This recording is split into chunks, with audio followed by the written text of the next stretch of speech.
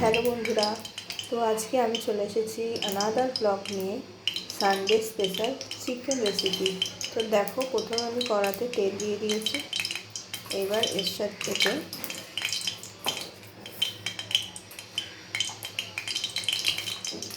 তেজপাতা,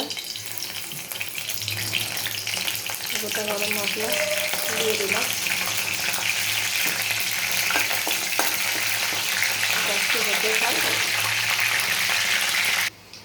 তো দেখো বন্ধুরা, এবার এতে আমি পেঁয়াজ কুচি অ্যাড করে দিচ্ছি।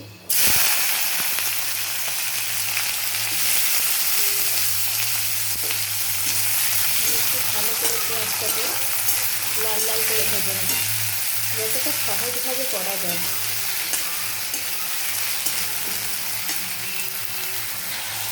দেখো বন্ধুরা, পেঁয়াজটাকে ভাজছি এখন, এখানে লাল লাল হতে ফুটেল বেরিয়ে আছে।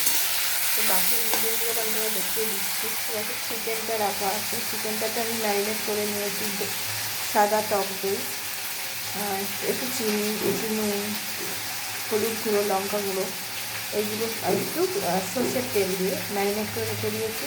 আর দেখো, এখানে আলু রয়েছে, আর এখানে কিছু সবজি রয়েছে, যেমন টমেটো, গাজর, বিনস, পেঁপে, আর এখানে আদা রসুন। তো এই সবজিগুলো একটা একটা করে কড়াতে দিতে থাকছি। আগে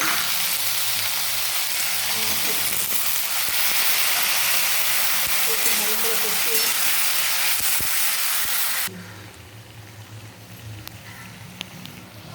তো দেখো বন্ধুরা, এটা প্রায় হয়ে গেছে।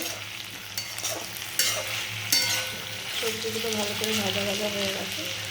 এবার আমি এতে চিকেনটা অ্যাড করে দিচ্ছি, ম্যারিনেট করা চিকেনটা।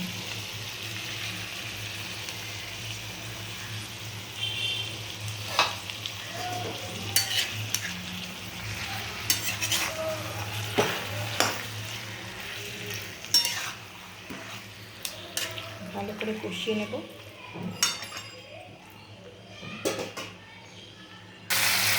দেখো বন্ধুরা, চিকেনটা খুব ভালোভাবে কষানো হয়ে গেছে আমার।